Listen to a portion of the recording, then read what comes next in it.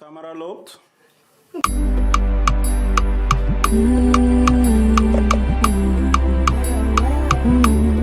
SMO Jamti ya jamta ya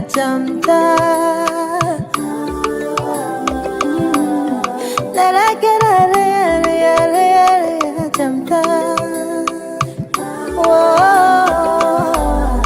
Jamti ya jamta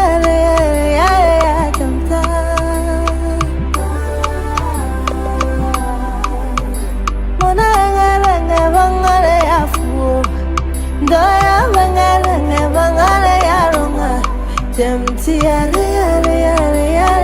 cha ya cha Mekongo Vanessa Erova Vanessa I love you Erova Vanessa Manoa Ngara Mekongo Manoa Ngara Mekongo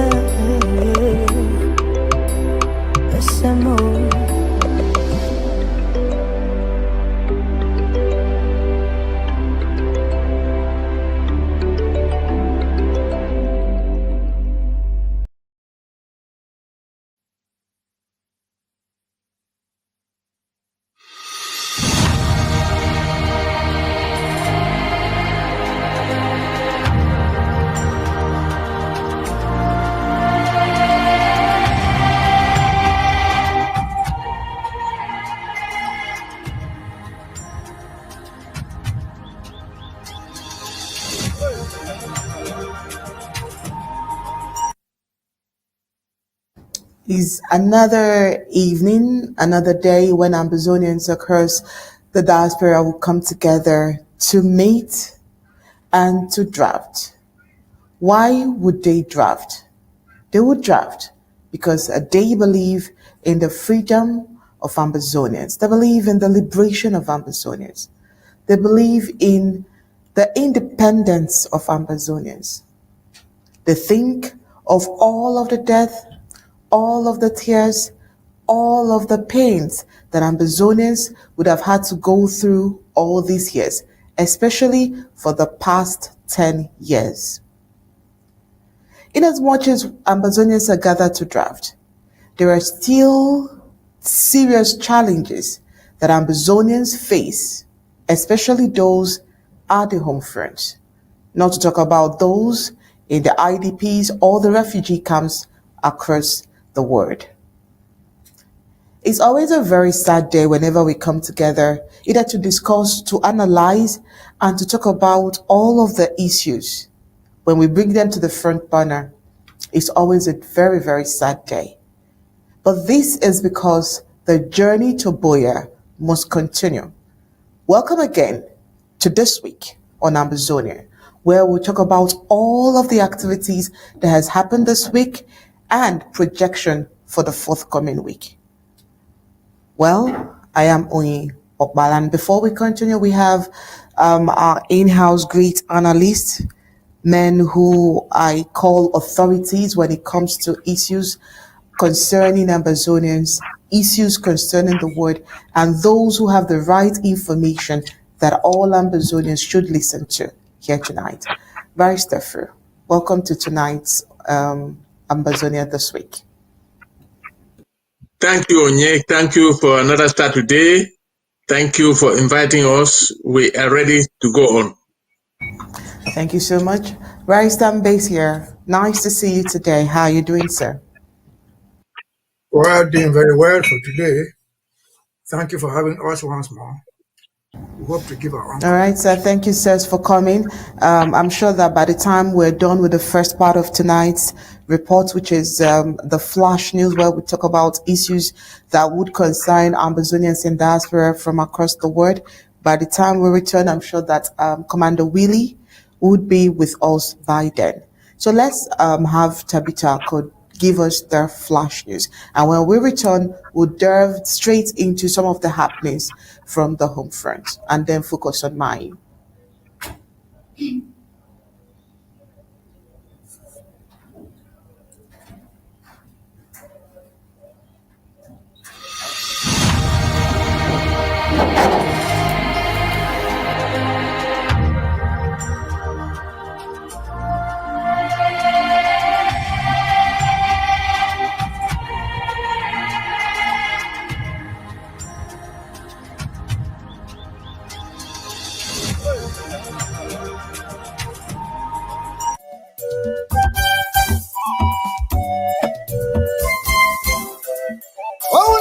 The world's draft once more is coming to your county. Stand up and be counted. No greater victory was ever achieved than by greater sacrifices. Daughters all around. Let our fallen heroes and heroines guide and shield our men and women. Let their ultimate sacrifice be the reason we change the game and give our enemies what they have been giving us. Ambazonia needs to protect its people from the terrorist troops of La République du Cameroun. The time is now to do just that. We are enough, so let's draft, and draft. Our existence as a people depend on that. It's time for Manyu County.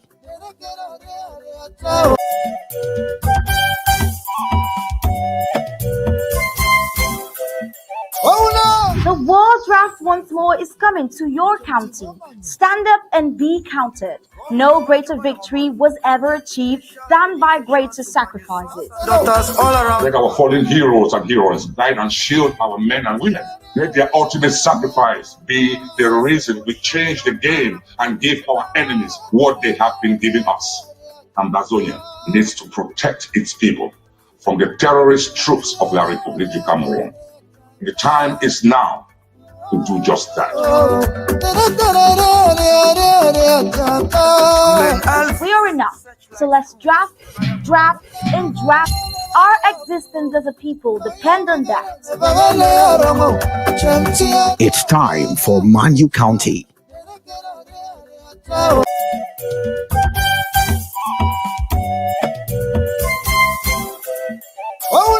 The world's draft once more is coming to your county.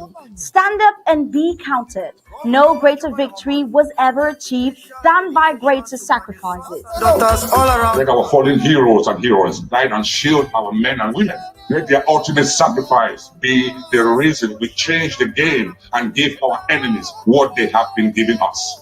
Ambazonia needs to protect its people from the terrorist troops of La République du Cameroun. The time is now to do just that. We are enough, so let's draft, and draft. Our existence as a people depend on that. It's time for Manyu County.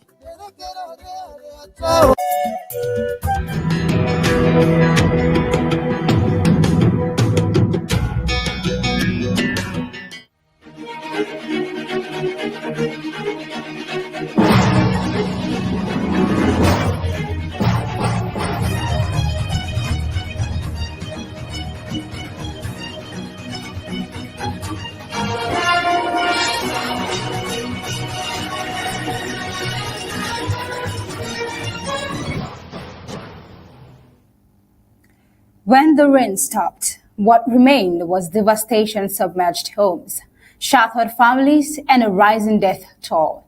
As Texas reels from one of the deadliest flash floods in its history, political leaders are now navigating more than just wreckage. They are facing a test of responsibility. readiness, and response. Still in the heart of this, the United States Embassy has reduced visa validity for some African countries. What's next for these nations? Well, as we delve into the details, this and many more will be explored in today's Flash News. Good evening and welcome. I am Tabitha Akro. Let's begin.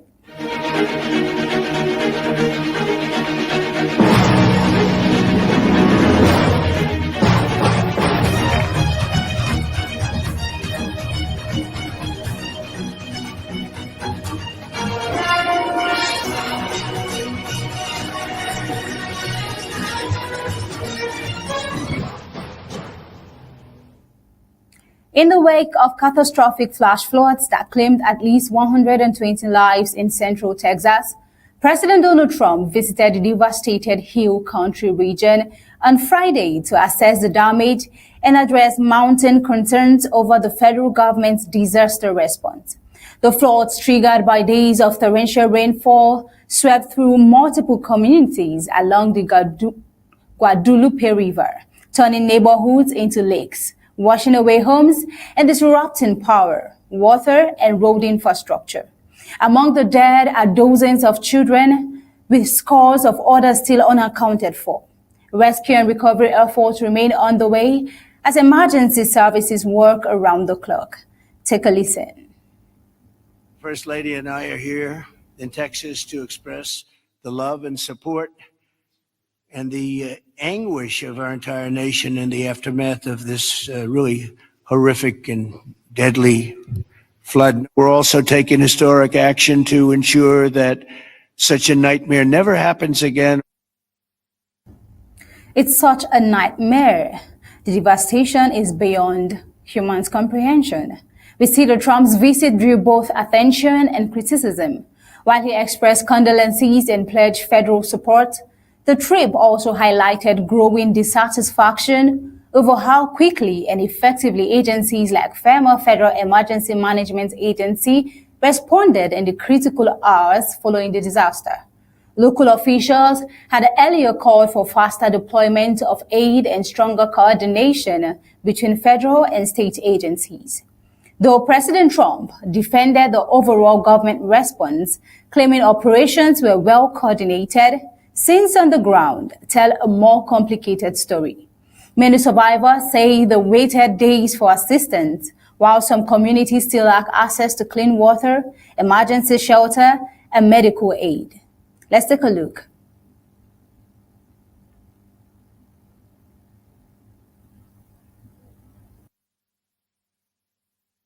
Right there on the screen, FEMA officials say they have deployed teams across the affected counties and are working with state and local partners. However, the agency has yet to issue a full briefing on why certain areas experience delays in relief distribution, particularly isolated towns cut off by washed-out roads.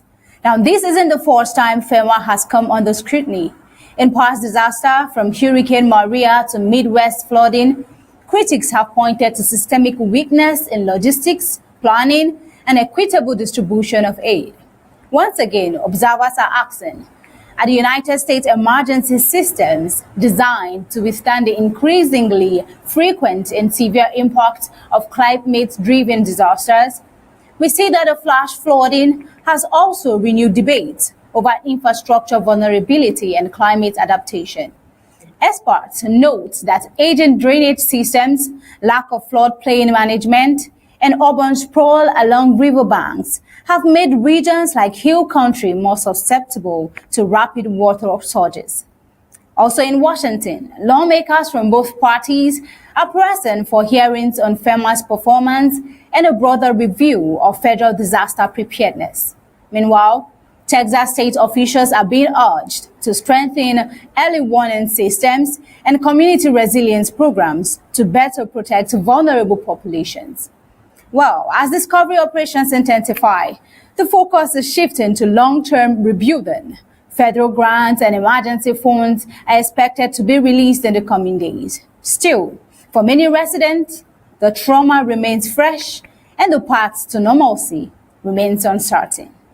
Now over to visas issuance in Africa, we see that the United States has reduced the validity of tourist and business visas issued to Nigerians from 5 years to 3 months in what its embassy describes as part of an ongoing global review of visa security standards.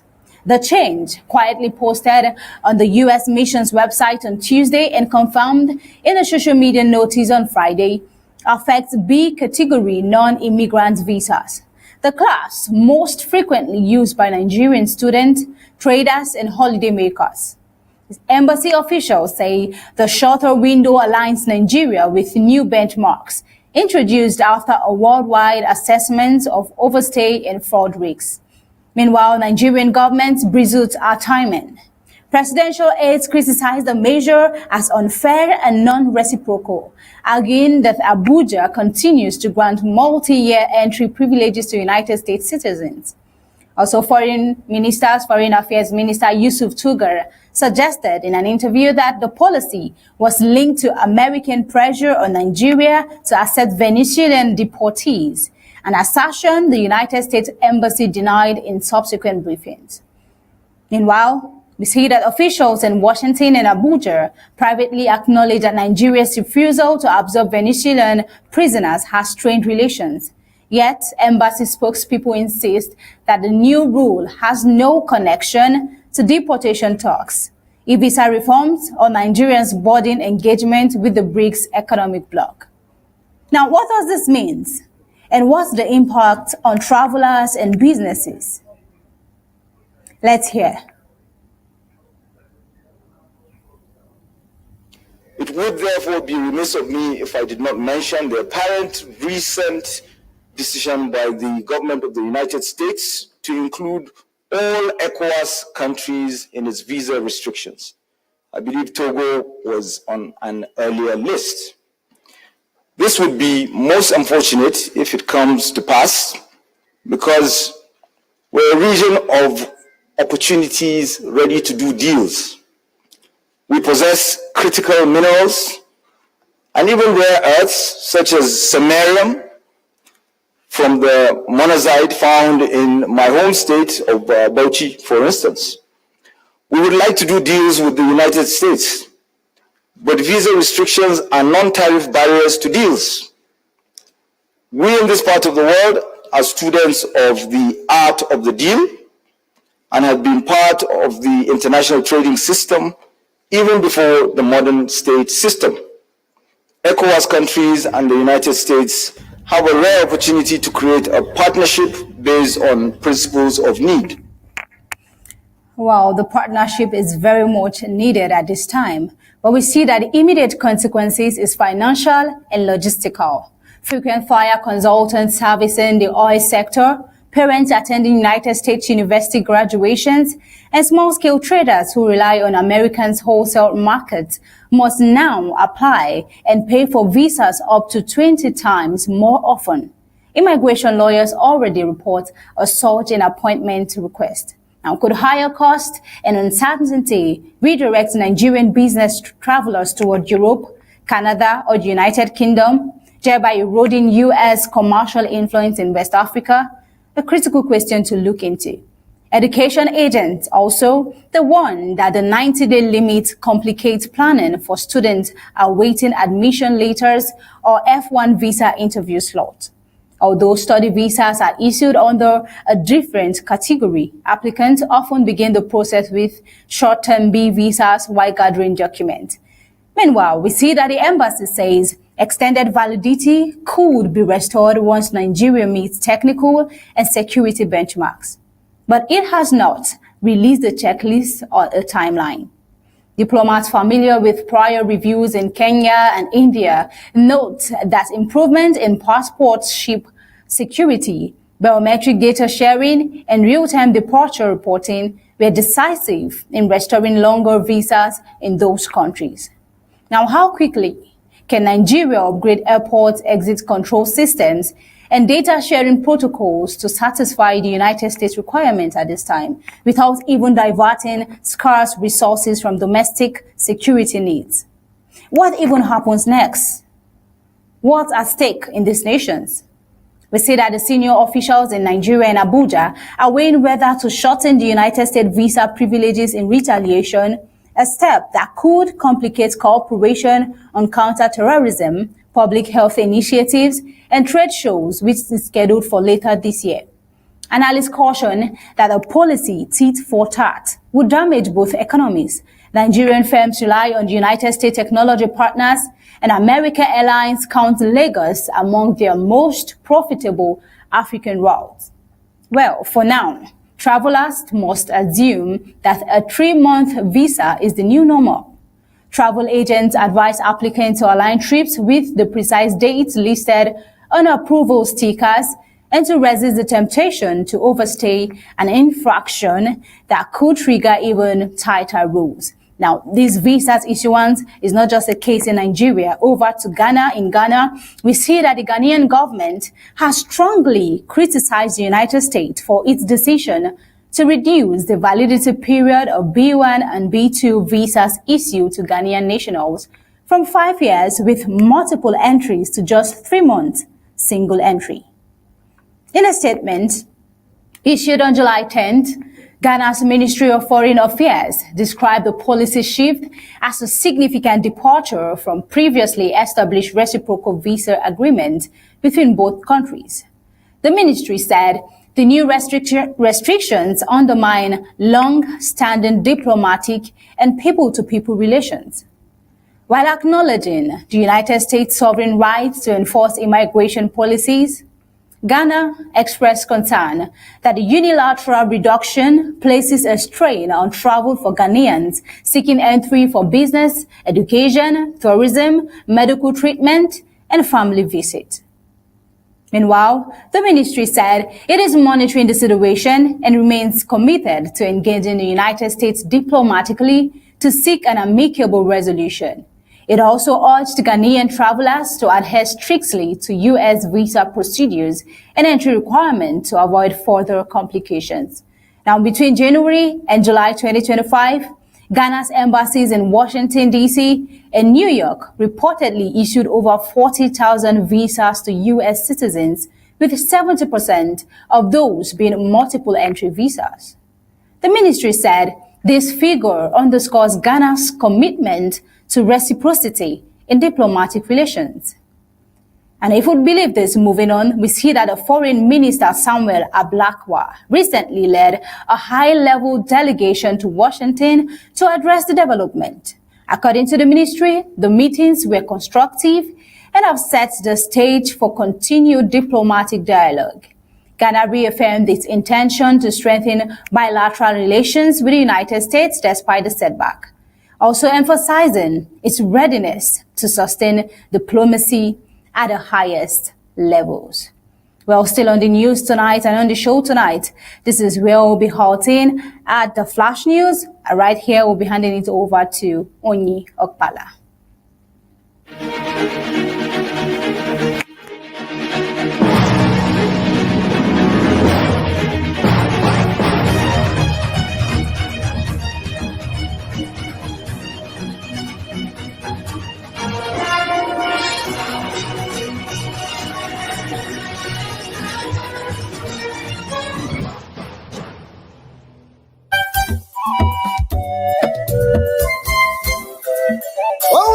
The World Draft once more is coming to your county. Stand up and be counted. No greater victory was ever achieved than by greater sacrifices. Doctors all around. Let our fallen heroes and heroines guide and shield our men and women. Let their ultimate sacrifice be the reason we change the game and give our enemies what they have been giving us. Ambazonians needs to protect its people from the terrorist troops of La République du Cameroun. The time is now to do just that. We are enough, so let's draft, and draft. Our existence as a people depend on that. It's time for Manyu County.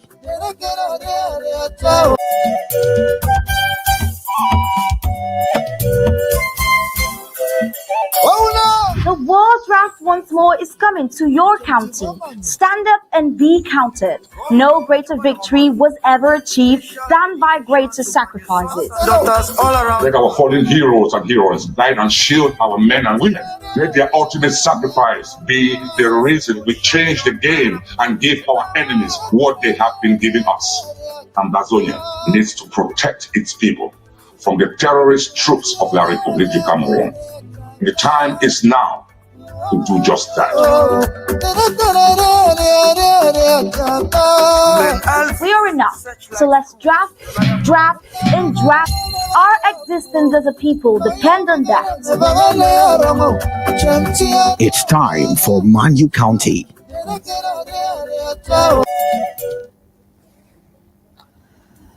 All right, thank you so much, Tabitha, for that report across the globe. Barrister Mbeseha, you can see that countries, let's say the US, is taking out time. Should we say it's taking out time to enforce its own rules and ensuring that they do, in quote, what they think is the best for their nation? You can imagine the country that is called the Giant of Africa getting this kind of restraint. What do you think is going to happen to countries like La République du Cameroun at this point? Well, if there's anything called La République du Cameroun, I would rather phrase it as the African province of France. What will happen to it is that they will manage it in the best that they can. The best of the economic interest. They have no interest in Cameroun other than economics. To exploit what they can, to deprive them of whatever thing they can have as resistance to the exploitation. And so it has been for them since 1919, when the partition was given to them. And so it continues. But unfortunately, our concern there is simply that because we are their neighbors. Because we're lucky that we're not part of them during the unfortunate division of the so-called German Cameroon. So your question is, what will happen to them? They will fight. They will do everything. But at the end of the day, they will settle on what France wants them to be. That's the summary of what I think about it. Over to you. Thank you so much. Barrister Fru, with all of these, happenings across the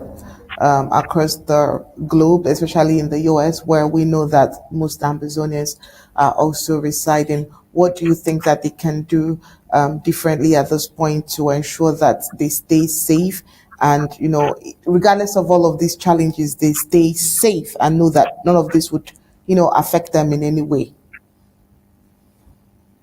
Yeah, thank you, Onye. First, I like to say that this is a warning shot to the African continent to accelerate its sovereignty, accelerate its Africanness, and get together. Africa is a very, very, very, very rich continent, and if the West continue to send out shots like this, it's a warning shot, but it's advantageous for Africans, especially the great nation of Nigeria, to rejoin the African unity train and strengthen it so that Africans too can have the power to call the shots in the world.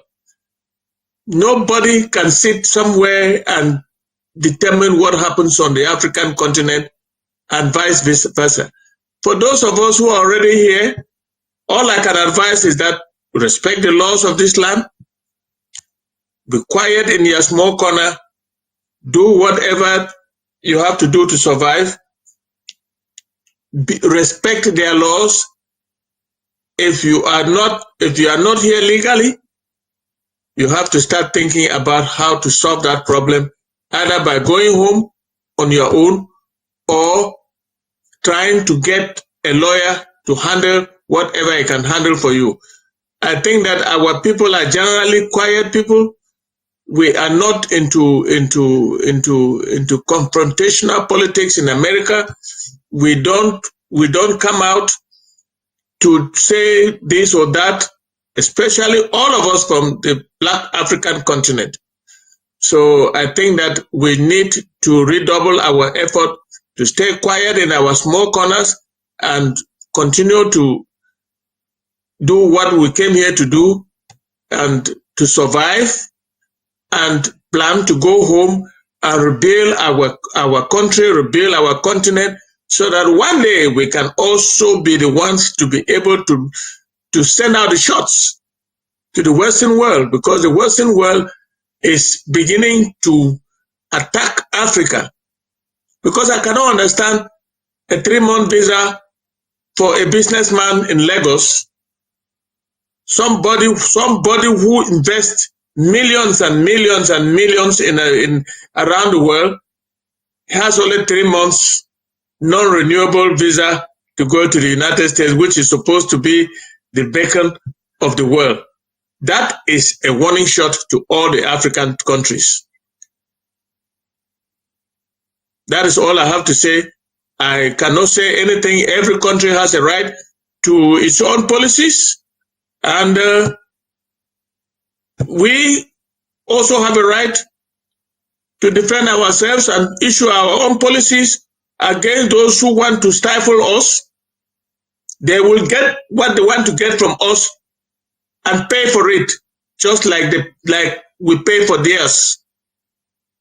Thank you, Onye. All right, you're welcome, Barrister Fru. Now, let's head straight to reports from the home front. You know, on draft days like this, we do not have so much time, but we'll try to exhaust all of the reports we have. And when we have more time, we might revisit some of these issues. So the first report we will be taking today is coming all the way from Ndop, where an alarming reports have emerged from there detailing a serious escalation in violence by the Cameroonian state forces, La Republic de Cameroonian state forces. Well, according to local sources, the parents of General Never Die, who is a prominent Ambazonian fighter, were subjected to extreme physical abuse by La Republic de Cameroon Gendarmerie Brigade operating in the area. The elderly couple previously arrested during a crackdown, believed to be aimed at flushing out General Never Die, were reportedly beaten to near unconsciousness, rendering them unable to speak and almost unable to walk. Eyewitnesses claim the victims were transported to a local hospital for urgent medical care, but were forcibly removed by military personnel and subjected to further acts of torture. Now, this development is being described by human rights advocates as a war crime, with accusations that La Republic de Cameroon forces are deliberately targeting civilians and family members of who they tag as separatist leaders as a form of psychological warfare. For all we know, the use of civilians as bait or human shields is internationally prohibited under the humanitarian law. Human rights observers have drawn parallels between this incident and the earlier detention of a pregnant ex-partner of another Ambazonian commander. I'm taking us back now to when they arrested the partner of General Nsoh.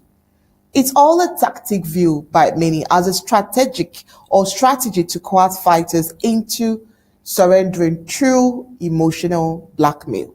You pause here and ask, why parents? Why partners? A pregnant one for that matter. Well, sources close to the Ambazonian leadership have condemned the incident as part of a larger pattern of a systematic abuse and called for immediate international intervention. They urge organizations such as the Amnesty International, Human Rights Watch, the United Nations to investigate deeply into this matter. Of course, the Ambazonian community is calling for those responsible within the Cameroonian military hierarchy to be held accountable at the International Criminal Court for crimes against civilians during this ongoing war. Well, this is still a very developing story, and I'm sure that within the week we would have gotten full detail of how this has come up. We saw this. We saw this as a breaking news, and we felt that we should bring it up to speed because times and over again we have condemned the act of using humans as shield. We have condemned it. That's on one part. On this other part, barristers, why the elderly? It's obvious it's just for emotional blackmail, emotional abuse. Why an ex-partner?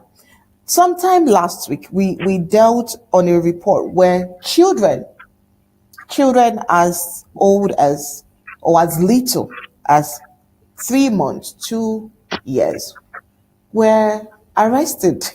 Is he arrested or even kidnapped should be the case here. But it's so worrisome that in other climes, when you manhandle women, you manhandle children, you will be dealt with. Not to talk of elderly parents. But I mean, this is a report where we are bringing to the forefront, to the front burner, and the whole world is just watching, keeping quiet, keeping silence at all of these evil acts. Barrister Mbeseha, let's start with you on this one. I'm sure you remember when we talked about, the children. I'm sure you remember when we talked about No Pity's partner who was arrested while heavily pregnant. There was also a time, I think it was in Manyu, where humans were used as shield. They asked them to go into the bush and do some kind of surveillance. I can remember, yes. It was on this show we condemned that act. It gets worse at every single day. Today, we're reporting about the parents, elderly parents, beaten. So sad. Well, I think what is going on is not new. That is how the people has behaved all along. This is not the first time we do that. Remember that earlier in this struggle, the beginning of the war, there's an organization international known as Médecins Sans Frontières. They are supposed to go around helping the wounded in times of war. What did Yaoundé do? They simply chased them out. Rather than go to help the victims, let the victims die.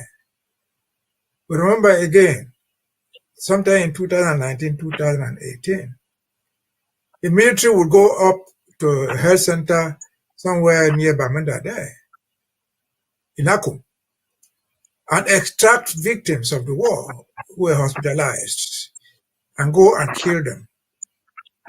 And so, what is this behavior? I'm very sure this behavior is an embarrassment even to their own allies. But what does it mean to them?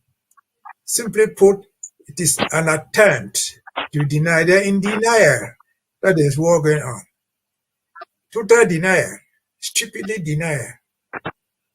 Because they believe, stupidly though, that if he caught the mother, the wife, the father of a soldier, an ASA fighter, he will simply lay down his arms and come out and break you. That is not going to happen. It does not happen.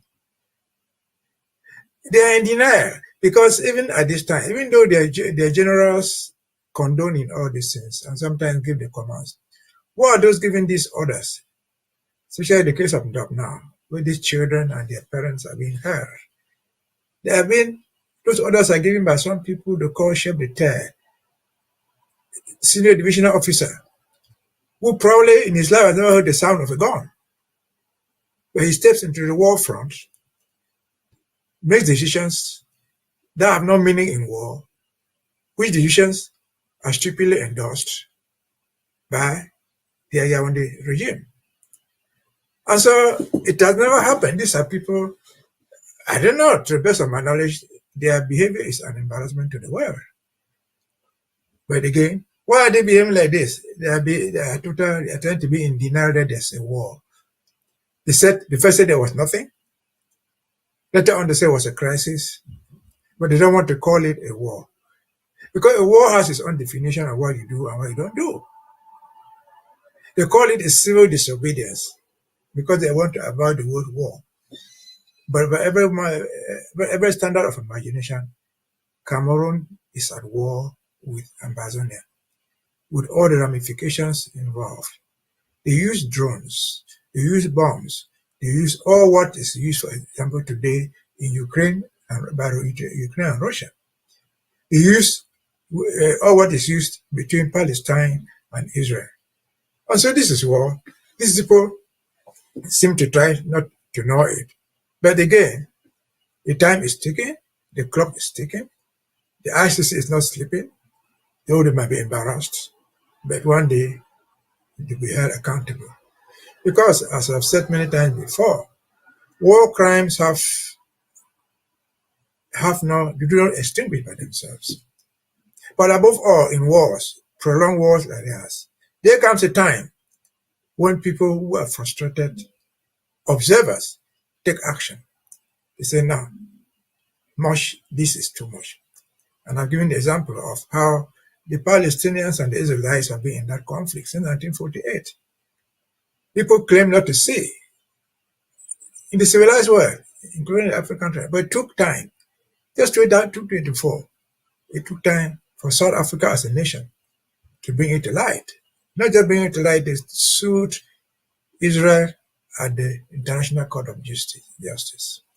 With the judgment they secured from there, they were able to indict Netanyahu, the Prime Minister of Israel, which Israel, so people describe it as the 51st state of the United States. In the face of all the opposition, of all the mighty military supporting Israel, they were indicted. Netanyahu is still under indictment of the ICC. And so the people can do what they are doing. There will come a time, and I'm sure not too long from now, that they are going to be held accountable. Denial is not an option. Addressing the issues at stake is the real approach. And what are the stakes? What is at stake? A war between Ambazonia and Cameroon. What is the issue? The illegal occupation and colonization of Ambazonia. What is the solution? Go to the conference table, address the root causes of the problem. The war will end. Your soldiers will be spared. Your civilians will be spared. We too will be spared. The economy, if you have anyone, will be spared. And so that's what it is. And I feel sorry for them, but that's the situation. Over to you.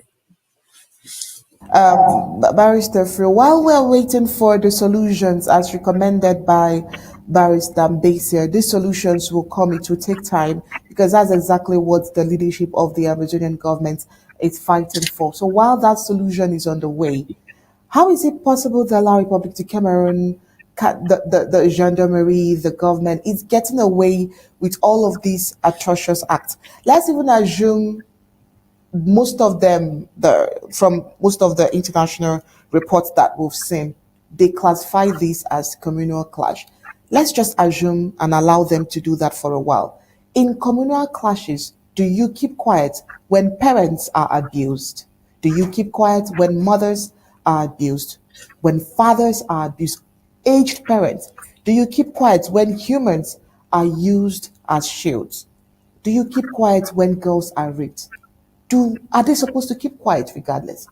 Regardless of how they tag or say the war, are they supposed to be quiet? Is the question. And why and how is La Republic de Cameroon getting away with all of this? Onye, thank you very much. La Republic of Cameroon is the most brutal regime on the African continent. That is not the first time that there have been wars on countries in Africa. But the type of genocide and brutal killing and the type of atrocities committed on women and children has never been seen in any conflict zone in Africa except between La Republic de Cameroon and the people of the Federal Republic of Ambazonia. And they get away with it. Why? I will tell you, Onye. In 2024, at the Security Council, a resolution was tabled to go to go to Ambazonia and investigate the genocide crimes that are being committed there. Guess what? The French vetoed it and it died. The French are there to give cover to all the crimes, all the atrocities committed by La République du Cameroun. The state of Ambazonia has nobody. The British kind of told us to the French, and they are standing aloof and watching the atrocities being inflicted on the people of the southern Cameroon, so that the British were supposed to protect right from 1946 when they signed the Trustership Agreement. We are on our own and we are fighting on our own. I don't know to what extent we will get. I don't know how we will get it. But the world has turned its back on us because the French are giving La République du Cameroun the necessary cover to do whatever they want to do in the southern Cameroons. Right now, they are building military camps all across the southern Cameroons, and nobody can ask them anything because the French are a cover for them. This is further proof that La République du Cameroun never actually got independence. They are under the French. And the French are doing everything to stifle anything, any investigation, any findings by the world on what is happening in the southern Cameroons and Ambazonia, inflicted upon those people of the southern Cameroons by La République du Cameroun. Can you imagine? Why would a human being take little babies along with their mother and torture them, lock them up in a prison or wherever during a war like the war in the southern Cameroons, the war between the southern Cameroons and La République du Cameroun? Like Mbeseha said, the world, La République can claim that it's a crisis or whatever they call it. The world knows that there is a war between the southern Cameroons, Ambazonia, and La République du Cameroun, and that several genocide atrocities have been committed on the people, the population of the southern Cameroons, Ambazonia. You take an old man and go and beat him beat him to near death because of his son. Criminal responsibility, even in the civil law, is individual. If a man commits an offense, is it his parents who have committed the offense? If he's above 21, even if it's not above 21, do you attribute the responsibility on the parents? Criminal responsibility is individual, and La République du Cameroun does not know the difference. When they are looking for your son and they don't find your son, they take you and they can kill you for all they care. And they have executed a lot of our people in that manner. They have executed a lot of women because of their husbands. They have executed children. They have put children in boiling oil and killed them. They have shot a baby on a couch with 13 bullets, and nobody can ask them anything because the world should call out the French. The French are responsible for what is happening in the southern Cameroon and Ambazonia, because they give La République du Cameroun the necessary cover that they need in the Security Council and anywhere around the world.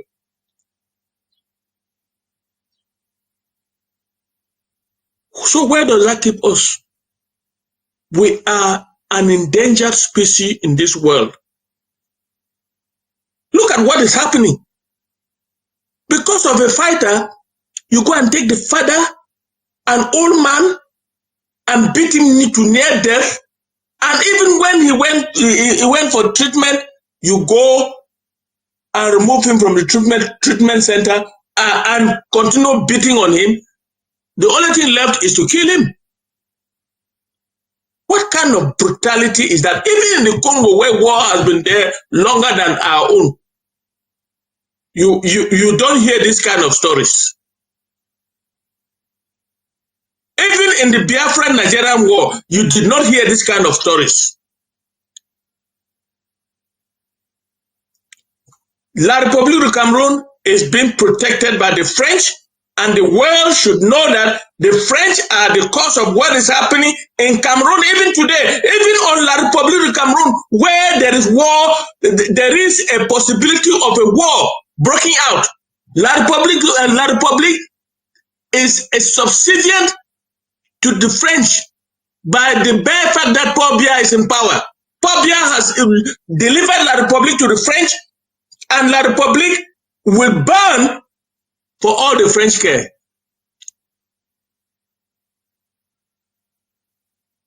Look, we thought we had a colonial master called the United Kingdom, but we don't. The United Kingdom, for their selfish reasons, they have buried their head in the sand and allow the French and La République du Cameroun to destroy and kill away all the southern Cameroonians on the face of the earth. So where do we go from here? It's a question that only magicians can answer, Unye. I don't know the answer. As long as the French are holding the seat in the Security Council, that they can veto any kind of resolution. As long as the French are wielding power around the world and the United States is quiet, we are done. They will kill all of us, but we will live, those of us who are still living today, and the children that will live after us, they will still fight La République du Cameroun on the ground. That is all I have to say. Thank you so much, Barrister Fru. I was thinking that by now, would have Commander Willy in the house, because I would have also wanted to hear his thoughts as concerning what the ASA could do differently when probably their parents or their partners or their significant others or even their children are being held hostage in this way. I would have loved to hear what he would advise or what the department is doing. But let's hope that he will join us tonight, and I will target that particular question to him when he joins us. But then let's move into another critical aspect of this war that Ambazonians and especially the Ambazonian government is not taking lightly, the issue of elections. Let's start from here. Now, Paula Tanganji, Colonial Minister of Territorial Administration and Coordinator for La République du Cameroun's ruling party in Mbeseha of the Midland Zone, had told what we tag as a blatant lie about that area. He says there is total unflinching support for La République du Cameroun's President Paul Biya's re-election bid. Now, these remarks made following a meeting to prepare for Biya's campaign to that particular zone, that's the Mbeseha zone. Paula Tanganji highlighted what he called the president's achievements in what they call the Northwest. The CPDM's founding in Bamenda, a state university, the appointment of 2 prime ministers from the zone. He even boasted of the ruling party's strong electoral wins, claiming near total control of the parliamentary and senatorial seats and local councils. The council ministers presented this as proof to the Midland Zone and says they are ready to give Biya a plebiscite in October. Now, these claims, however, clashes dramatically with the harsh reality of the ongoing war in Ambazonia. For years, the Midland Zone had endured relentless violence, displacement, and economic ruin. Hundreds of thousands have died and hundreds of thousands are internally displaced. So how would they give that total vote? Oh well, to suggest a nation in such pain offers the unflinching support to the very government whose leadership has presided over this crisis is deeply cynical. The historical fact that Tanganji cites rings hollow to families who have lost everything in the ongoing war. A university means little when children cannot attend schools due to widespread insecurity. The minister's focus on past election victories also ignores the climate of fear and restricted political space in the war-goved Midland zone. Such results cannot genuinely reflect popular will under these conditions. Even within the colonial ruling party, internal doubt contradicts the weakness of Atanganji's declarations. Uncertainty surrounds what the 91-year-old president's intentions could be, with some officials doubting his re-election bid. To critics, the minister's pronouncement appears to be a desperate attempt to manipulate public opinion and project an image of popular backings that simply does not exist in the Midland zone. So the problem is the Midland zone did not even say this. But according to Barrister Mbeseha the last time, and even Fru said there's no need for all of these things. Elections would not hold. Elections would not hold.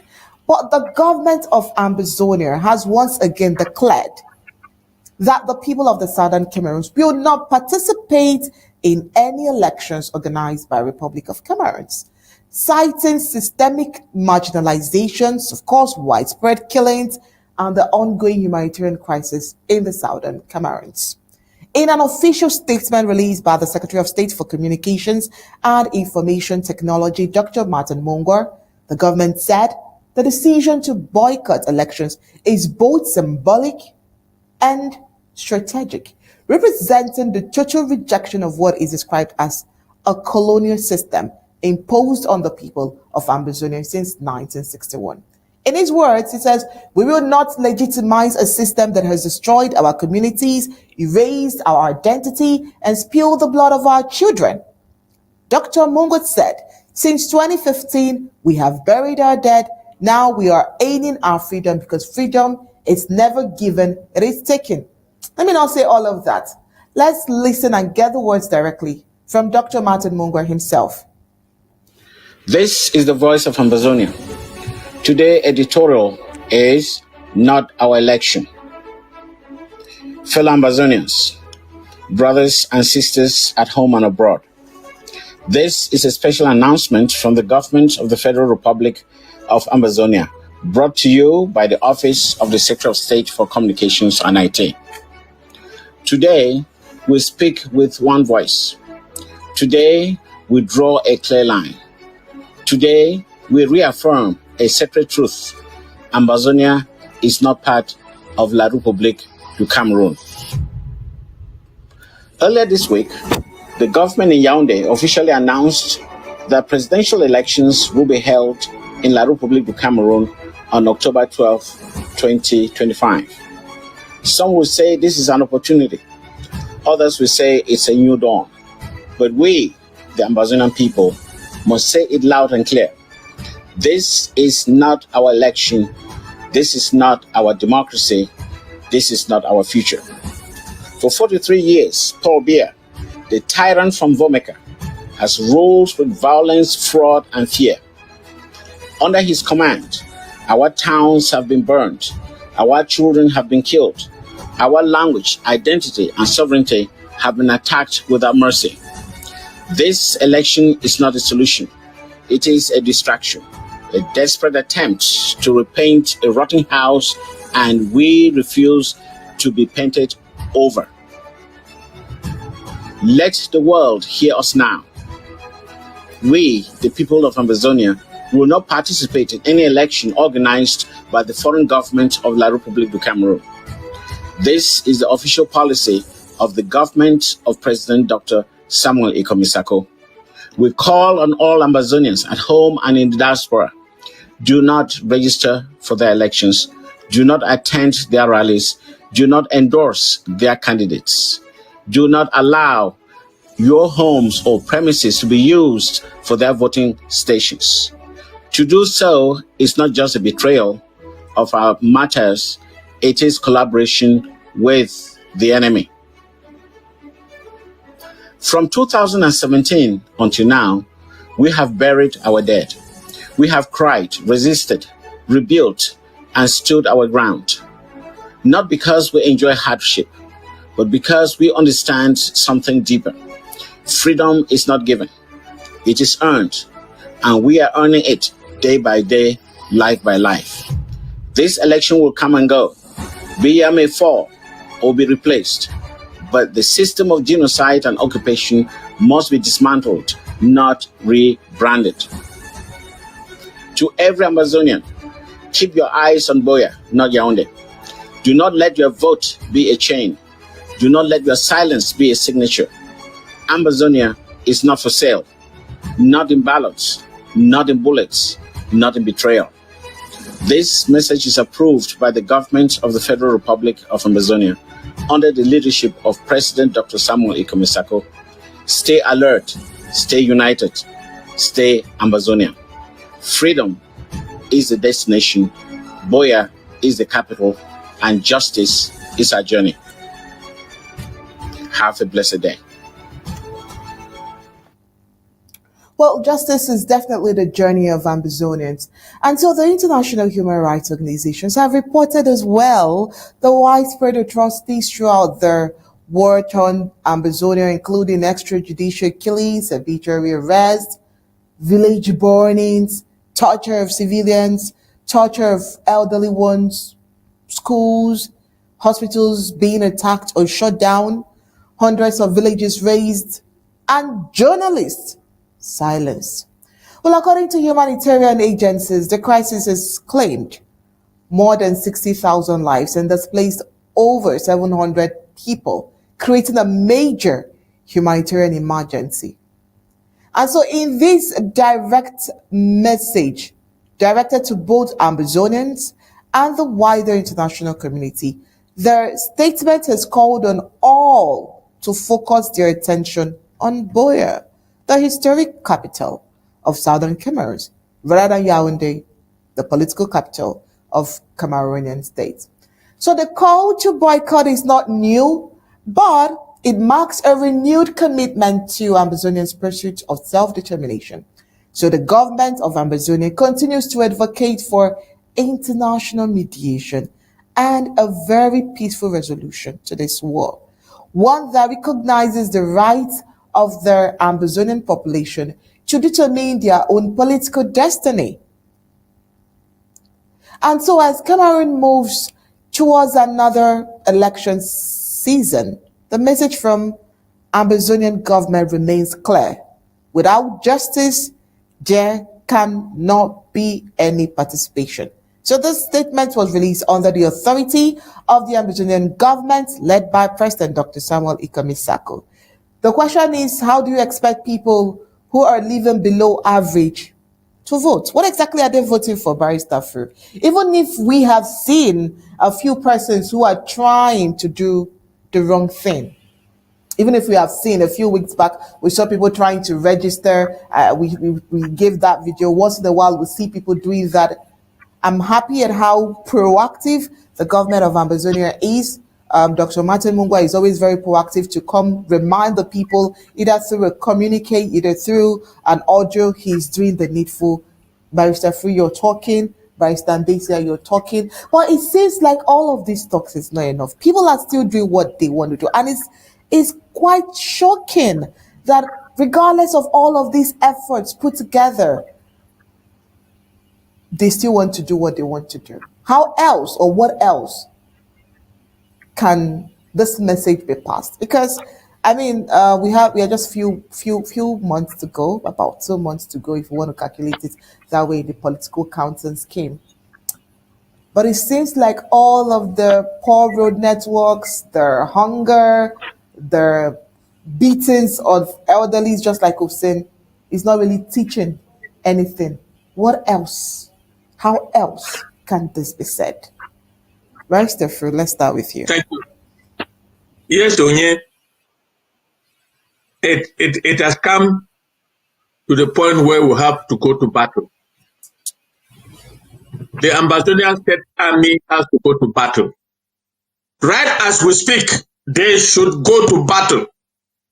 Anybody, any organization, any village, or any structure in the Federal Republic of Ambazonia, those who are perpetuating any kind of electoral processes,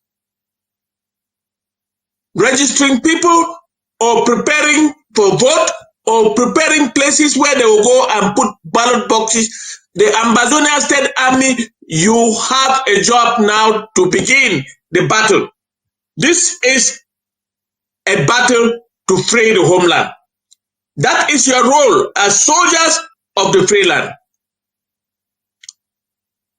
I am calling on all Ambazonian State Army around all in Ambazonia to pick up their arms and go after anybody or any organization, any political party that steps foot on the territory of the Southern Cameroons and get rid of them, no matter the means. The world has abandoned us. Why should we respect anything? This is the battle between now and October 12th. If we allow one vote from the Federal Republic of Ambazonia to be counted by La République du Cameroun, it will be the day that we'll have to cry and mourn. So my call is for the Ambazonian State Army to get up and go after them. Look, La République Francophone come and organize those elections. It's your brothers and sisters who are doing it for them. The blacklegs that have been paid and funded to come to the Federal Republic of Ambazonia and make sure that elections takes place, they are on the ground, and it will be a tragedy for the Ambazonian State Army to allow them do what they are doing. Go after them.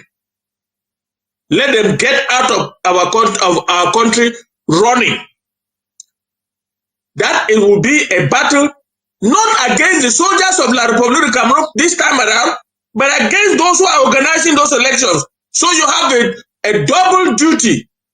Fight the soldiers of La République du Cameroun and fight those who are perpetrating, those who are betraying the Southern Cameroons and Ambazonia, committing this crime of letting our people vote come October 12th. Because they are preparing it. We saw the video from Andek. Should Andek be allowed to register people in Andek and in G and all over, and they vote, and La Republic counts and takes it as votes coming from the Southern Cameroons and Ambazonia, or they call it Northwest and Southwest? That would be a tragedy for us. We have the means to ensure that our people don't vote, and we'll give that means to the Southern, to the Ambazonian State Army to go after anybody, even if that person is your father or your mother or your brother. I think survival as a country is more important than family, because without that country surviving, you don't have a family. Please, that is my call, Onye. And we have done everything, Barata Mbeseha and myself, and Commandant Willy, Commandant Elvis. We have sent messages. We have done everything. And if it persists, we need the aid of the Ambazonian State Army right away, because it's only 2 months to go. We need to get up and make sure that they If you don't put 1, 2, 3, 4 people and going, they will vote. Thank you very much. Yes, please. Barrister Mbeseha, now that it seems like everything has been done, and that is where that's the reason why Barrister Fru has thought of his own idea, what he thinks should be done, because it seems like every talk that should be said has been spoken at this point. Barrister Mbeseha, do you agree on going to war? Because it may look like you're going to war against your people, your own people. But what else can you do when they have refused to listen? So do you think that diplomatically and in the eyes of the world, you know how this thing may be, they may not hear now, but by the time they hear the drastic actions and recommendations of what Barrister Fru has said, by the time they see it in its implementation, they will begin to say, you're killing your own people, or they'll begin to say, you're maltreating your own people. So do you think that at this point, when elections are around the corner and everything has been said, do you also agree that these diplomatic moves should be shoved off and Ambazonian state army get into full gear and do what they are supposed to do? If not, give us your own recommendation at this point. I think we're not going to war against our people. No, we're not going to war against them. We're already at war. They're already dying, not because our forces are killing them. And so we'll put the story there. Let us assume for a moment. Are you getting me? Are you getting me? I'm getting yes. now.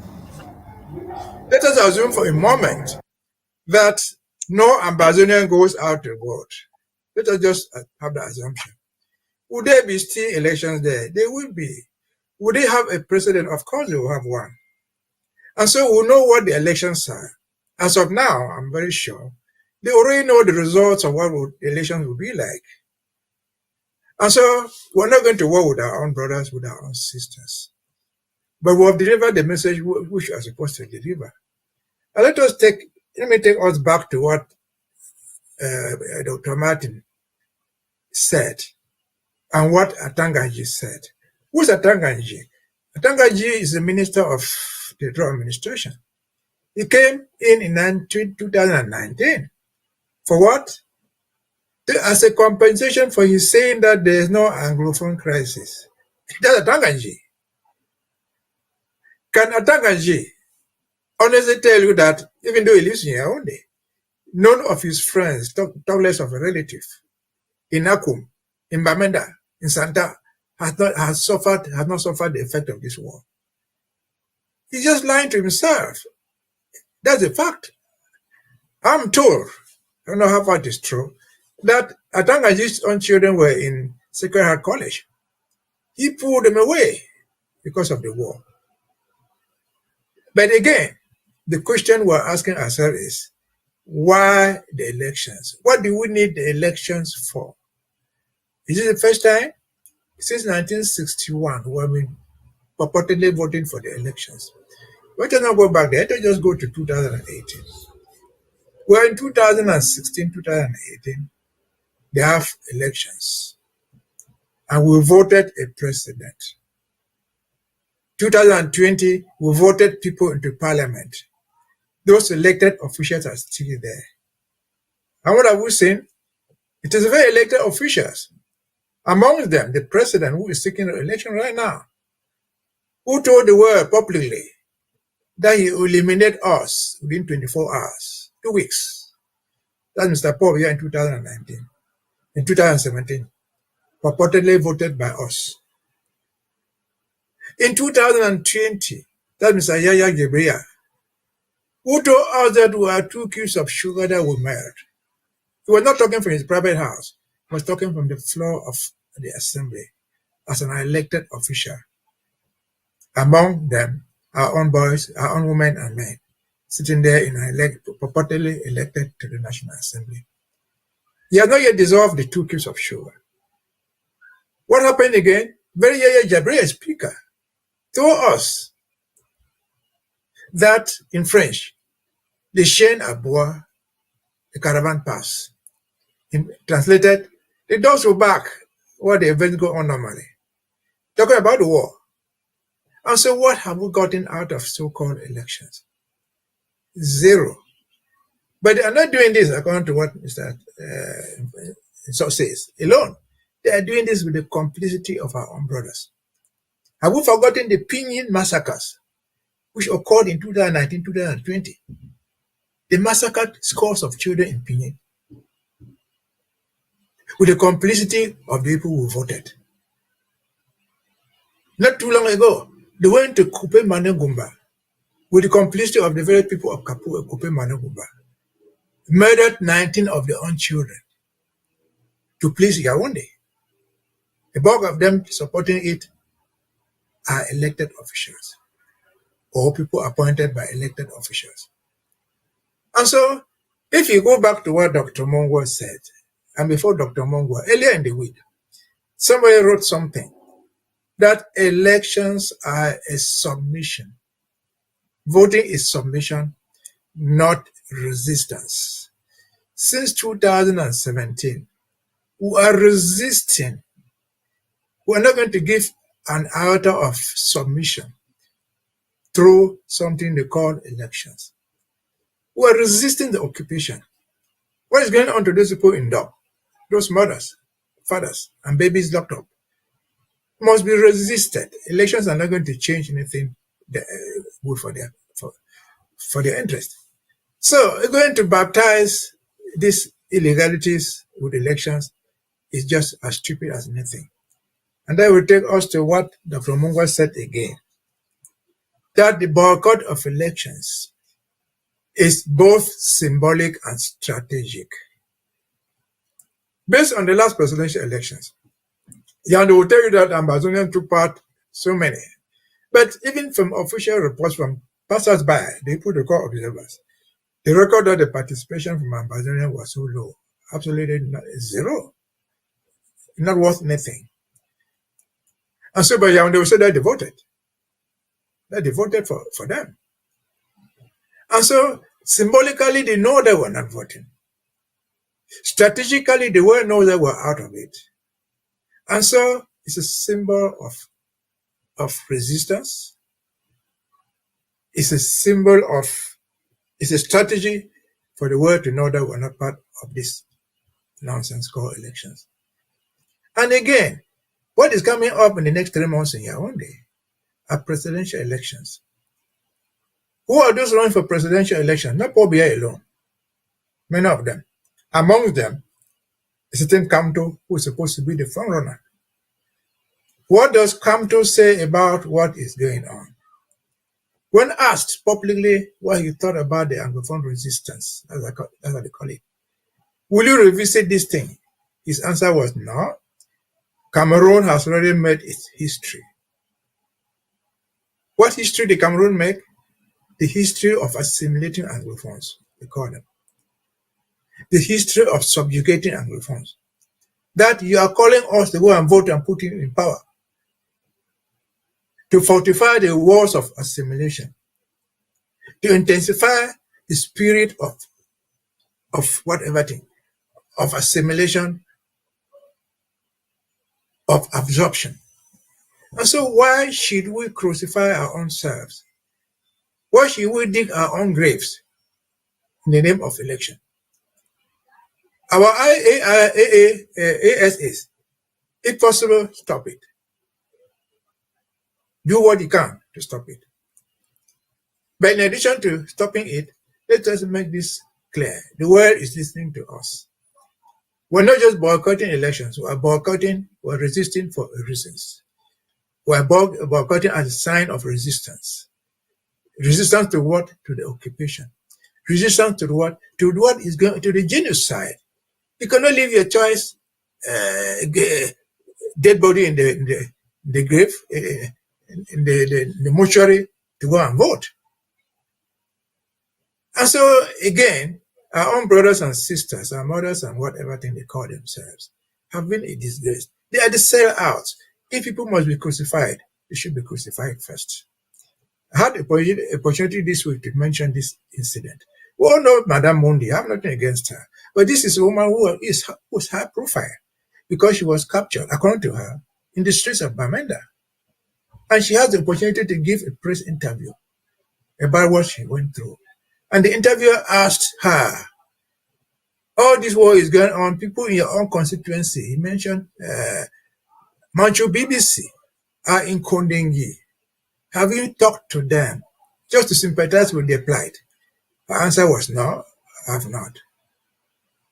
They asked her, a big senator, you are now in the United States trying to publish your books. This revolution is being fueled from abroad.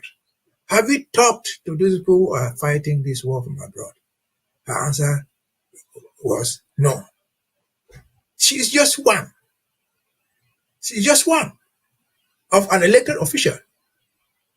And we have them in Boya, we have them in Bamenda, everywhere. Where were the elected officials in Bamenda? In Boya? Where is Mbelamoki? When Okala Bilai called us dogs, cockroaches, and pigs. And you want us to go and vote them. Okala Bilai, Mbelamoki, and others should be reminded that we are the children of the dogs. We are the descendants of the cockroaches. We are the people who are worth nothing, but who are resisting for survival. And so that's how I can say bye. Yes. Thank you. Now listening to you, I understand where you're going to. You still believe that as you've spoken, they will listen, they will understand, they will listen to your words as a father, as a man who has been in this. But this is what you've been doing throughout the year.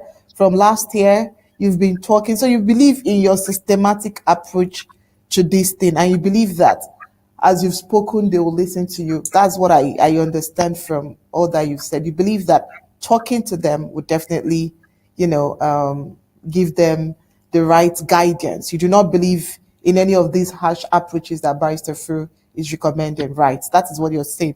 That's okay. Barrister Fru, you want to say something before we move over to the Manyu draft? Yes, Onye. We have been fighting a war with La République du Cameroun since 2017, November 30th.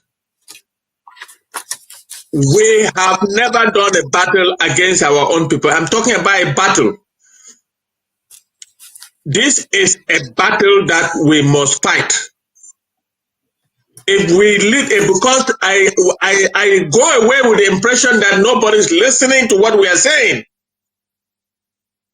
Nobody is listening to Barrister Mbeseha. He has been saying it for more than a year now or more. He comes on television much more than me because he comes during the week when I'm not there. But he has said it more time than me that there should be no election in La République du Cameroun. Oh yeah. Nobody, since these people who are organizing this election, they don't live in Ambazonia. They have been brought. They are Ambazonians themselves that live in Yaoundé and Douala. They have been brought to organize the election, and they are getting the villagers who don't understand anything to do that. I am saying that we go after them. It's a battle. It's not a war being declared on our people. It's a battle to resist any election taking place in our territory. Yeah, and that battle can be used by force. Okay, or it can even be done mildly. I understand your direction right now, Barrister Fru, and I think that is why I would have really loved to, have Commander Willy. Probably within the week we might just have Commander Willy, and to know if we want to adopt. Barrister Mbeseha would definitely stick to his approach. I like that he believes that this approach will definitely work. But if we want to, we can merge all of these approaches together. Probably the ASA could be giving mandates on how to talk to the people. There could be house-to-house orientation. There could be different forms of battle. I think I understand. Not necessarily war or killing, but a battle to give proper orientation a battle to guide, a battle to teach in different forms. I get this, and we'll definitely continue with this. And a battle to punish, a battle to punish, a battle to punish. All right. Okay, so I get it. I get the punishment part, but we'll definitely know if Barrister Commander Willy agrees with your own battle and punishment and all of that. But you see, we are definitely running out of time, and want to go into the Manyu draft proper right now. And it's amazing that we cannot find anybody here for Manyu, but it's good. We'll definitely help them do their work this evening.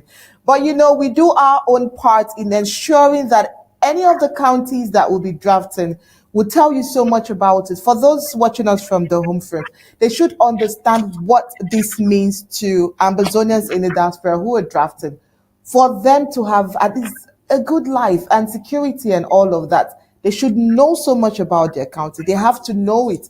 It's important that they do so. So to take us to Manyu proper, we asked this man to tell us a little of what she was able to put together for Manyu County. And when we come, we'll begin to do the proper campaigns for the Manyu County draft this evening.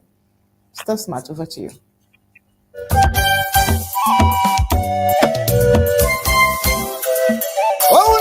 The World Draft once more is coming to your county. Stand up and be counted. No greater victory was ever achieved than by greater sacrifices. Let our fallen heroes and heroines guide and shield our men and women. Let their ultimate sacrifice be the reason we change the game and give our enemies what they have been giving us. Ambazonia needs to protect its people from the terrorist troops of La République du Cameroun. The time is now to do just that. We are enough, so let's draft, and draft. Our existence as a people depend on that. It's time for Manyu County.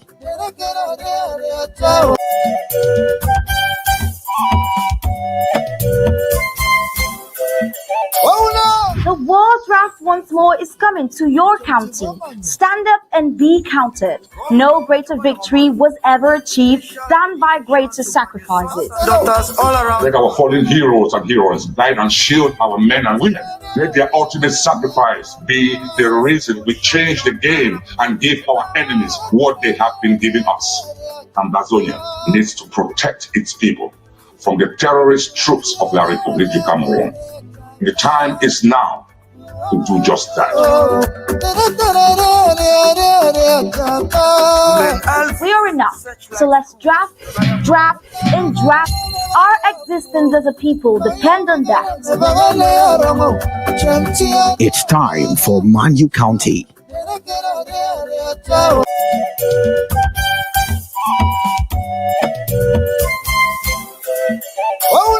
The World Draft once more is coming to your county.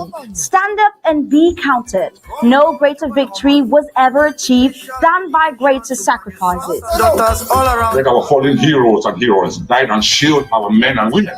Let their ultimate sacrifice be the reason we change the game and give our enemies what they have been giving us.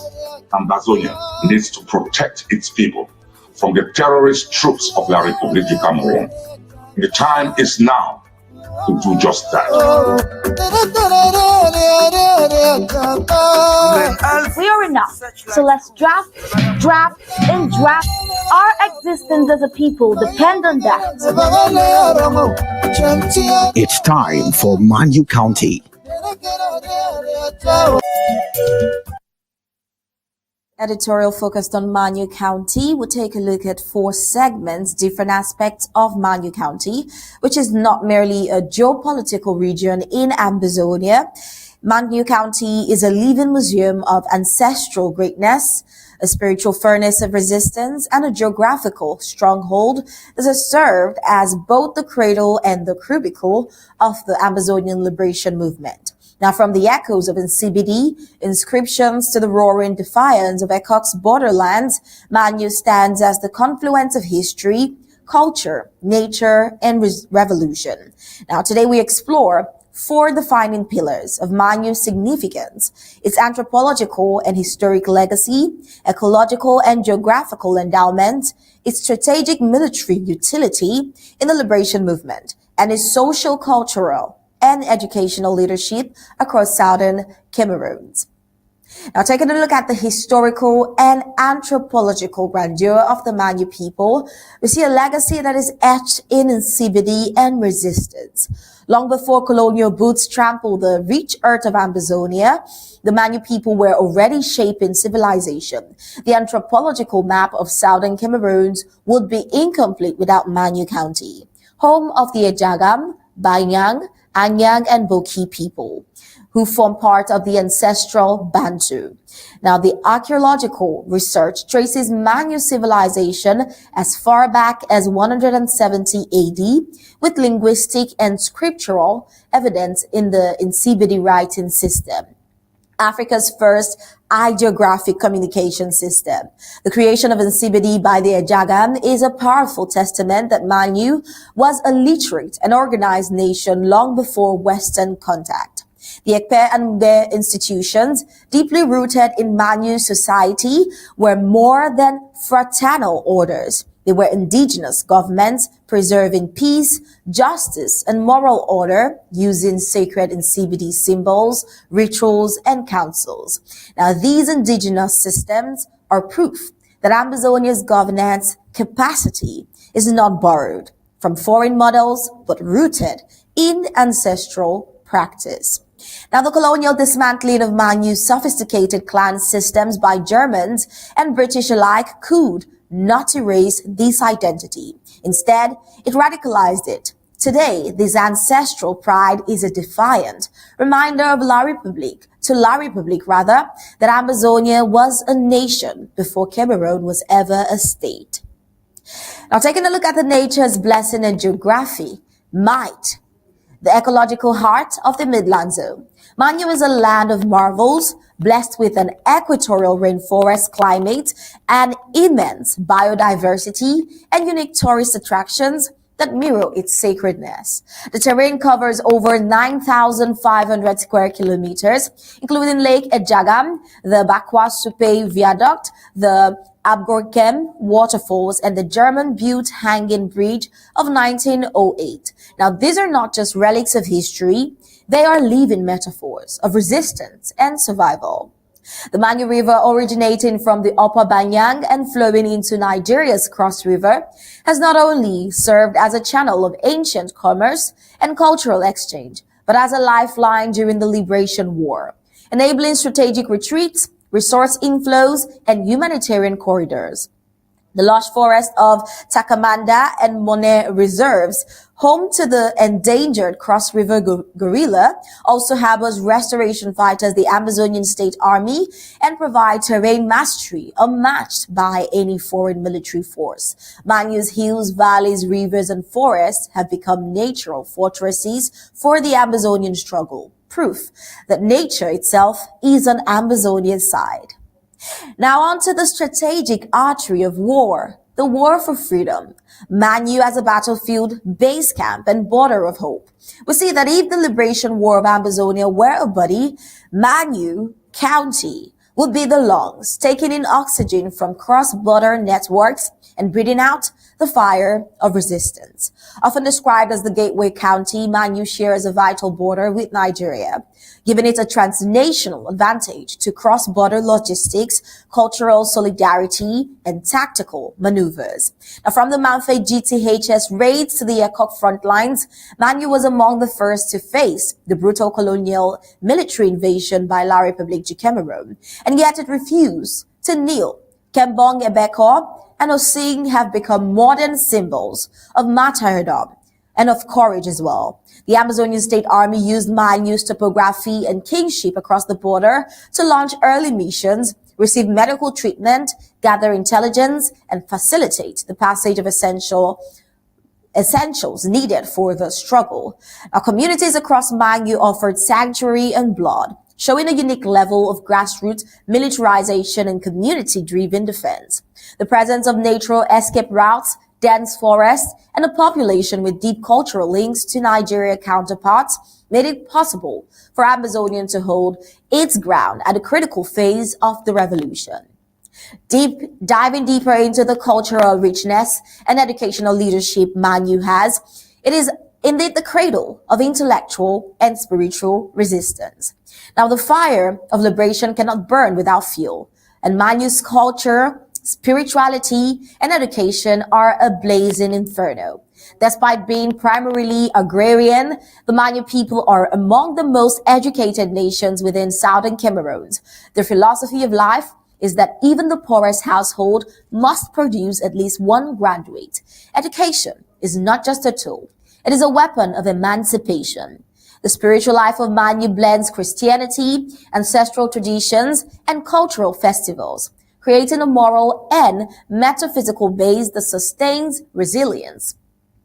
Cultural expressions such as masquerade festivals, traditional wrestling, and folklore storytelling are political acts of resistance, reminding the people of their identity, defiance, and of course, their duty. Furthermore, Manyu's culinary gifts to Ambazonia and Africa at large, fufu and eru. It has transcended borders, becoming a national dish. This cultural export is symbolic. Manyu nourishes Ambazonia not just with food, but with courage, culture, and continuity. Well, Manyu indeed is the ancestral citadel of Ambazonia's hope. In the long journey towards Ambazonian liberation, Manyu County is not behind the scenes. It is the scene itself.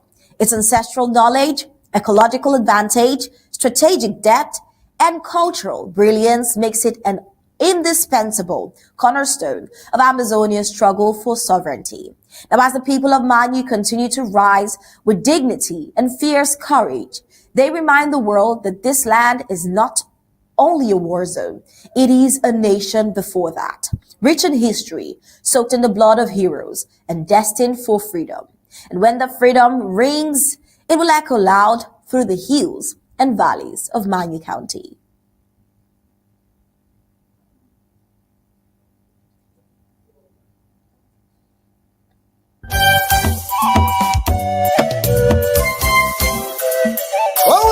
The World Draft once more is coming to your county. Stand up and be counted. No greater victory was ever achieved than by greater sacrifices. Let our fallen heroes and heroines guide and shield our men and women. Let their ultimate sacrifice be the reason we change the game and give our enemies what they have been giving us. Ambazonia needs to protect its people from the terrorist troops of La République du Cameroun. The time is now to do just that.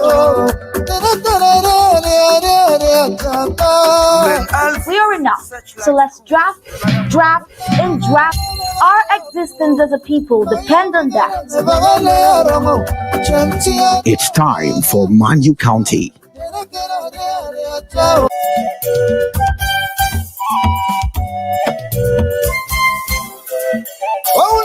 The World Draft once more is coming to your county.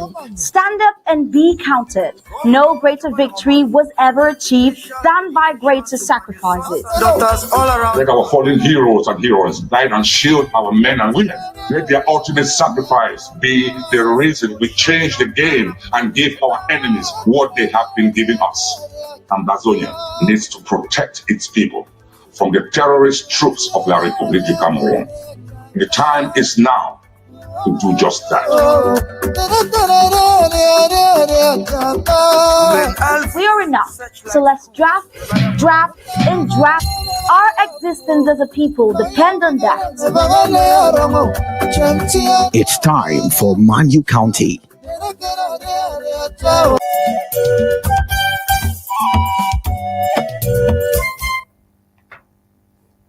All right, thank you so much, Star Smart, for that wonderful report on Manyu County. I would also love to add here that Manyu County they've also had a very fair share when it comes to the war, the negative sides. They've had so many massacres, they've had so many killings and all of that. But, Manyu County is also as defensive and as strong as Boycott County that we drafted for last week when it comes to defense and military expertise and all of that. Barrister Fru, we are drafting Manyu County tonight, and Manyu County, like I said, has also had its own fair share of massacres, killings. The SDOs seem at times they seem to be very active, but the people of Manyu County have shown so much resistance that sometimes I'm trying to compare Manyu County and Boycott County. There was a time the SDO, aside all the massacres, the SDO, the chairman tried to stop the ghost town in Manyu County, gave different, punishments and all of that.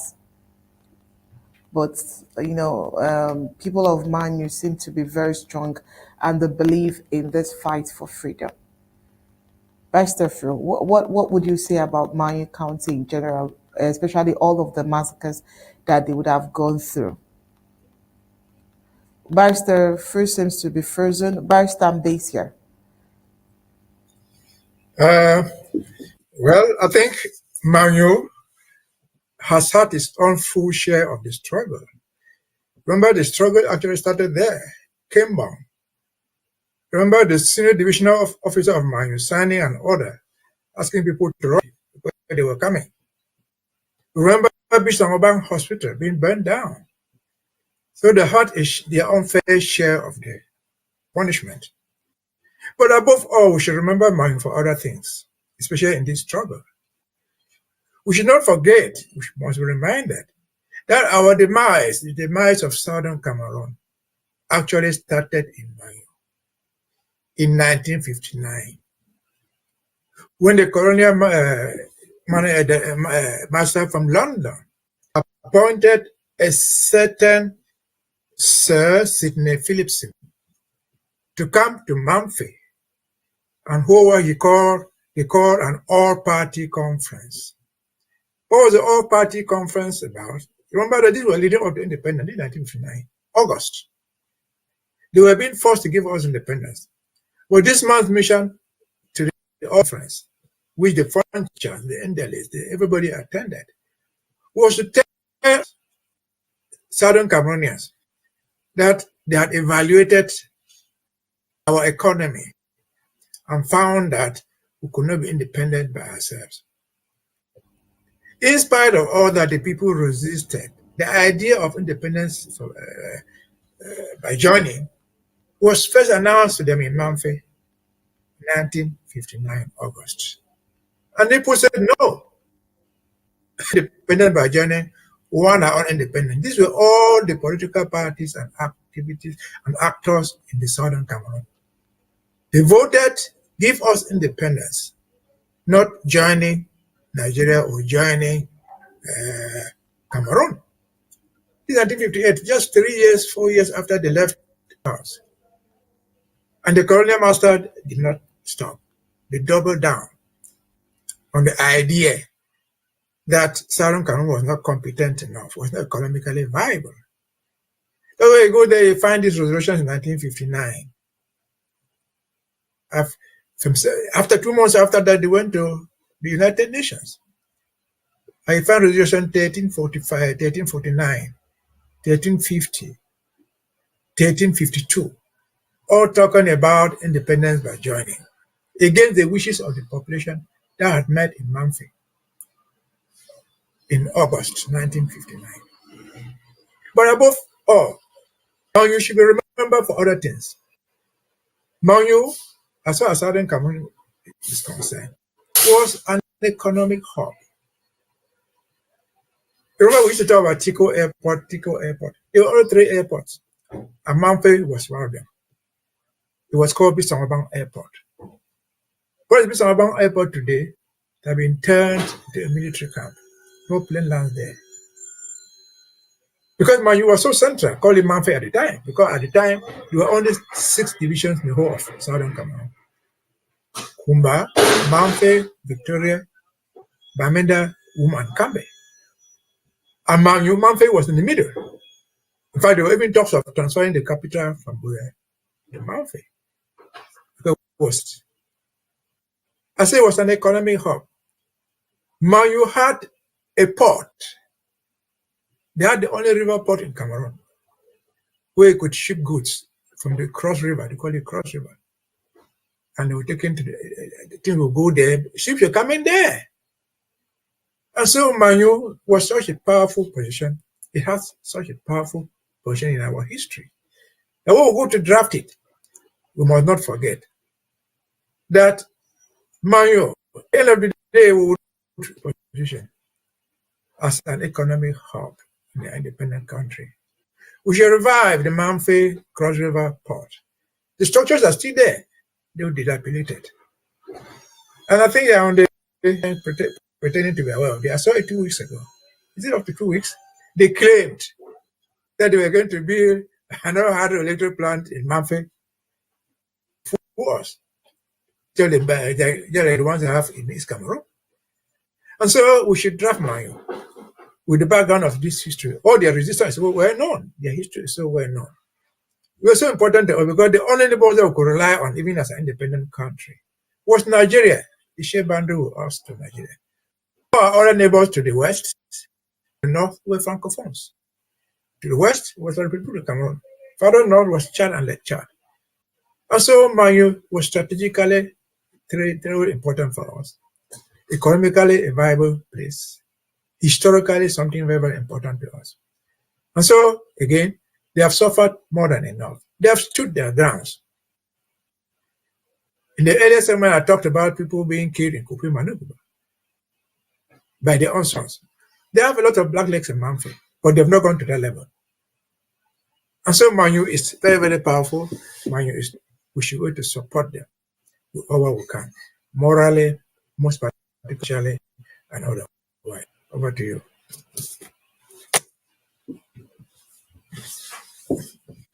We know for sure that the Manyu people have a very strong resistance. They believe in the Ambazonian fight. We know that for sure. But what we do not know is the strength of Manyuans in the diaspora when it comes to the drafting. So would you want to tell us what we would expect tonight? I know Commander Willy should have done that, but in his absence, do you have an idea of what we should expect from the drafting tonight? How I know for sure Gokentuja they draft in fact they are one of the biggest drafters. I know that record said so. But for Manyu, when it comes to drafting, I'm not so sure. But I know that the people are a strong force. So do you have an idea of what we will be expecting from the Manyu people tonight? I think I have a rough idea. Because based on the reports that we have received here officially from Commander Willy and other Manyuans, I mean, not very many, but they are so well organized. They tax themselves. Manyu is not, they are very, very well organized. Well, they have told us that many times, which is why they're standing. And so, again, we should expect something from them. I don't know how much, but one of the most important things we know that they have is the spirit. And we can only hope that their own sons and daughters will follow that spirit of the few. The devoted few, the dedicated few who are already there. In addition to the support that we shall give, because Ambazonia must be free. Ambazonia being free means every county, every town, every tree, every stream in Ambazonia must be free. It shall be our joint effort. Our trust, Manyu, from the reports I hear, I'm not taking the place of Willy. Manyu is strong, they are so well organized. And so we think they will do their best. And I think we should also support them the best that we can. How about you? All right. Thank you so much, Barrister Mbeseha. Thank you also for standing in the gap for Commander Willy and, all of and Barrister Fru, whose internet, I'm sure, had him cut off. All right, Barrister Mbeseha. So before we go, what would be your last words for tonight? Well, for those who are my supposed last to be word- drafting too as well. Yeah, my last word for tonight is we have to draft. And I've said here many times before that we have all these things that we talk. Okay? People are following us. And so when we talk about these elections, and we quote again Dr. Martin Mongwa, which says the boycott is both strategic and yes, many everybody goes to vote, but the world is listening to us. That though they'll come out with the results, I've said it. Even if we don't like it, the result they want. But the world will know that we did not participate. The whole world will know that we are resisting, not submitting, which is what is important for the world to know. It is important for us to send this message out because we are looking for support around the world. And so, we know they will not involve. I know that in my own area, I doubt if there will be a ballot box there. Nobody will vote there. If you are the one who go to China, go and vote there. But yeah, they will come out with the result they want. And so it will be the same thing in other areas of Amazonia. And so drafting for Manyu, just like we drafted for Bui and other places, is a sign of resistance that will counter the submission to the elections. Let us all put our hands together, support Manyu, draft. So the way you see us draft, the world will notice that we are resisting this thing, not submitting to the cowardice. Because if we wanted just money from Yaoundé, now they will give us. They give us to buy us for the elections. But we don't need their money. We need our own effort to show that we are resisting their occupation. We are resisting their oppression. We are resisting their genocide. And so Ambazonians will come here. Even the poorest person give you a widow's mite. Your hand does not go into the pocket for nothing. Over to you.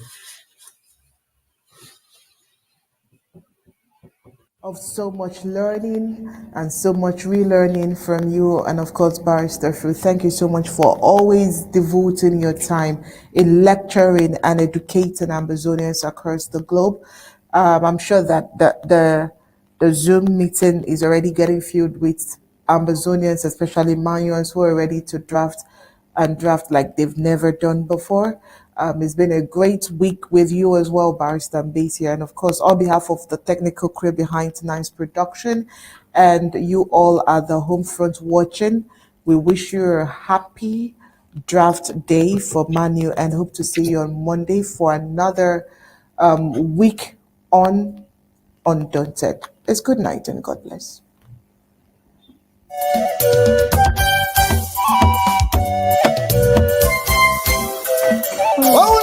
The World Draft once more is coming to your county.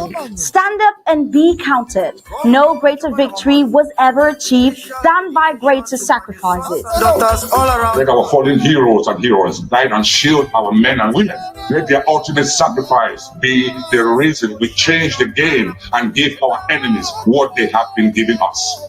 Ambazonia needs to protect its people from the terrorist troops of La République du Cameroun. The time is now to do just that. We are enough, so let's draft, and draft. Our existence as a people depend on that. It's time for Manyu County.